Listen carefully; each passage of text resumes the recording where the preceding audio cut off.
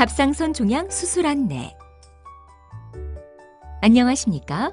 본 영상물은 갑상선 허들세포 종양 수술의 개념과 목적, 절차와 주의사항 등에 대해 설명드리기 위해 제작되었습니다. 이어지는 내용을 참고하셔서 정확하고 안전한 수술이 이루어질 수 있도록 협조해 주시기 바랍니다. 수술의 목적과 효과.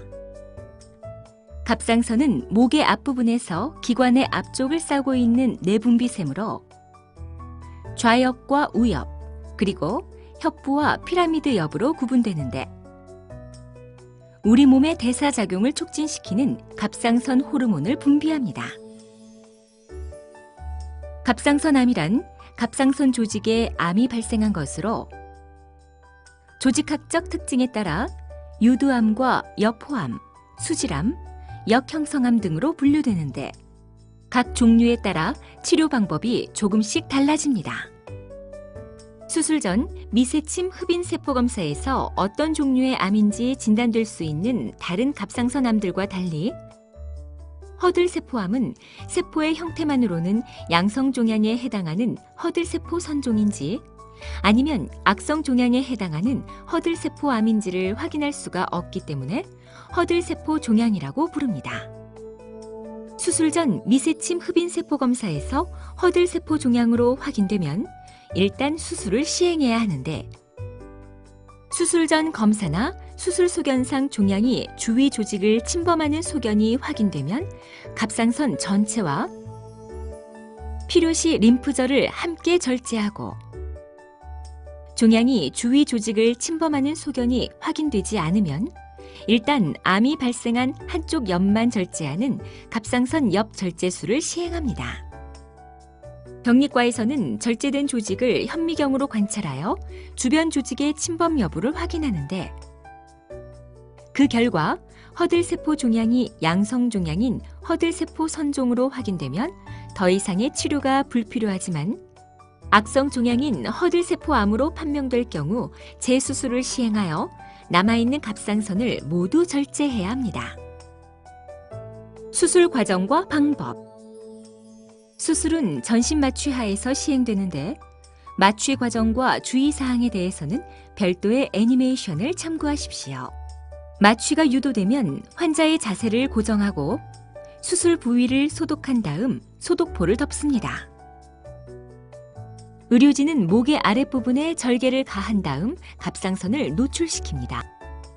이어서 주위 조직을 박리하고 혈관을 결찰하여 갑상선을 절제하는데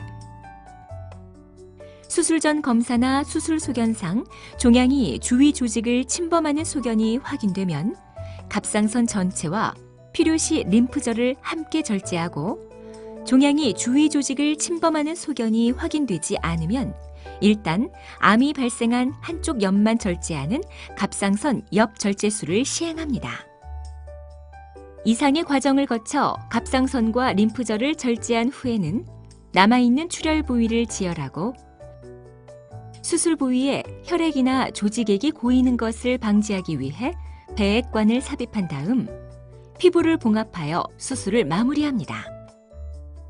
한편 수술로 절제된 조직은 병리과로 보내지며 병리과에서는 주위 조직 침범 여부와 종양의 크기, 림프절 전이 여부 등을 확인합니다. 수술 후에는 폐합병증을 예방하기 위해 심호흡과 기침 등 호흡 운동을 열심히 하십시오. 마취에서 깨어난 다음에는 수술 상처나 수술 중의 자세로 인해 통증이 느껴지는데 이러한 통증은 진통제로 상당 부분 조절이 가능하며 처음 며칠이 지나면 신속히 호전됩니다.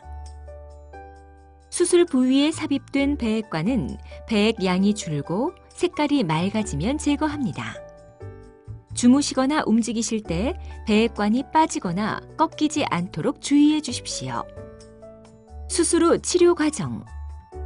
갑상선 전 절제술을 시행받은 후에는 갑상선 호르몬제를 복용하게 되는데 이것은 부족한 갑상선 호르몬을 보충하는 목적도 있지만 동시에 갑상선암의 재발을 억제하는 효과도 있습니다. 그리고 수술 후 병기에 따라서는 방사선이 나오는 요오드를 복용하여 몸속에 남아있는 암세포를 파괴시키는 방사성 요오드 치료를 시행하기도 합니다. 수술의 합병증과 부작용. 출혈. 목 부위는 혈관이 매우 잘 발달해 있기 때문에 수술 중 세심하게 지혈을 했음에도 불구하고 수술 후 출혈이 다시 시작될 수 있습니다. 특히 갑상선은 기관의 바로 앞에 위치하기 때문에 혈액이 고여 기관을 압박하거나 출혈량이 많은 경우에는 지혈을 위한 재수술이 필요할 수 있습니다. 그리고 드물지만 수술 중 또는 수술 후 발생한 출혈로 인해 수혈이 필요한 경우도 있습니다. 상처 부위 합병증. 일부 환자에서는 수술 부위의 세균 감염으로 인해 염증이나 농양이 발생할 수 있으며 켈로이드성 체질인 분들은 수술 상처가 크게 비후될 수 있습니다. 신경 손상. 사람의 후두 속에는 목소리를 내는 성대가 위치하고 있으며 성대의 움직임은 반회 후두신경과 후두신경에 의해 조절되는데 이들 신경은 갑상선과 매우 가깝게 위치하고 있기 때문에 갑상선암의 신경 침범이나 수술 과정에서 손상이 발생할 수 있습니다. 반회 후두신경이나 후두신경이 손상되면 성대의 움직임에 장애가 발생하여 목소리가 쉬는 증상이 나타날 수 있는데 이러한 이상은 대부분 일시적이지만 환자에 따라서는 영구적으로 지속되는 경우도 있습니다. 한편 신경 손상이 심한 경우에는 성대가 마비되면서 기도를 막음으로 인해 호흡곤란이 발생할 수 있으며 증상이 심한 경우에는 기도 유지를 위해 성대 아랫부위의 기관에 도관을 삽입하는 기관 절개술이 필요할 수 있습니다. 림프액 유출. 목 부위에는 림프관이 그물처럼 얽혀 있으므로 갑상선과 림프절을 절제하는 과정에서 림프관이 손상될 수 있으며 그로 인해 림프관 속을 흐르는 림프액이 주변 조직으로 흘러나올 수 있습니다.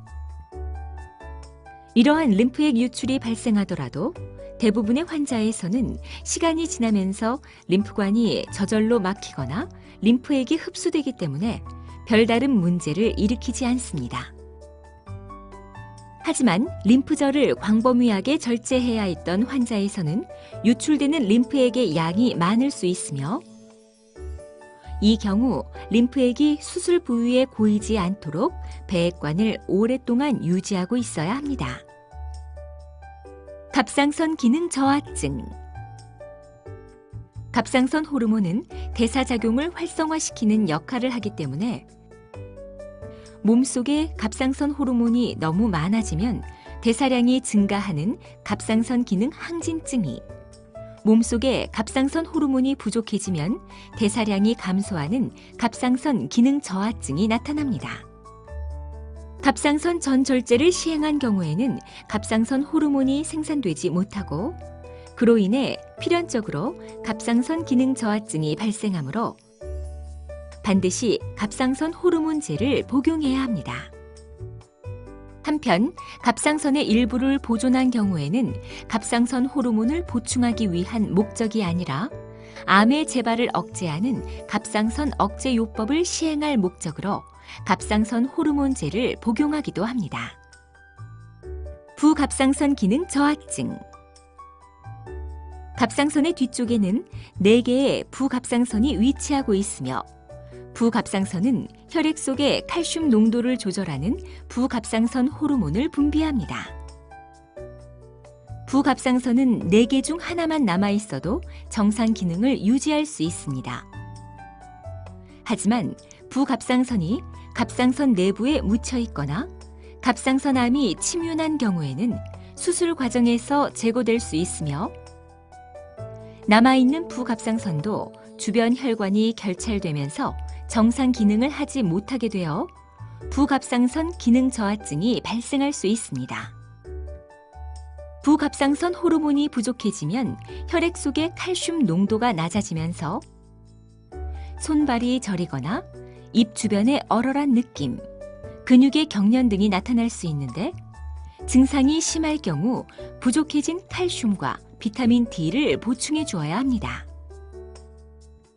이러한 부갑상선 기능 저하증은 갑상선 전절제술을 시행받은 환자의 20에서 30%에서 발생할 수 있으며 수술 1, 2일부터 시작되어 2주에서 4주 정도 지속되다가 호전되지만 일부 환자에서는 영구적인 부갑상선 기능 저하증이 발생할 수도 있습니다. 암의 재발, 수술적 치료를 포함 모든 적절한 치료를 시행했음에도 불구하고 암 조직을 모두 제거하지 못하거나 눈에 보이지 않게 남아있던 암세포가 다시 증식하면서 암이 재발할 수 있습니다. 이러한 재발 위험은 병기가 진행할수록 높아지는데 의료진은 환자의 상태와 여러 치료 방법들의 장단점을 종합적으로 검토하여 최선의 치료 계획을 수립합니다. 수술을 시행하지 않을 경우 및 다른 치료 방법. 갑상선암의 치료 방법은 수술적 치료와 갑상선 호르몬제 복용, 그리고 방사성 요오드 치료 등이 있으며 이 중에서도 암이 발생한 갑상선을 수술로 절제하는 수술적 치료가 가장 기본이 됩니다. 한편 첫 수술에서 갑상선 옆 절제술을 시행하였다가 병리조직 검사 결과 허들세포암으로 확인될 경우에는 남아있는 갑상선 조직을 절제하기 위해 수술을 한 번 더 받아야 합니다. 이러한 재수술이 환자와 가족에게 큰 부담이 됨에도 불구하고 처음부터 갑상선 전절제술을 시행할 경우에는 갑상선 기능 저하증으로 인해 평생 동안 갑상선 호르몬제를 복용해야 하는 등 더 많은 문제점이 발생하기 때문에 의료진은 환자의 상태와 수술 소견 등을 종합적으로 고려하여 가장 적절한 수술 계획을 수립합니다. 지금까지 갑상선암 수술의 절차와 주의사항에 대해 말씀드렸습니다. 감사합니다.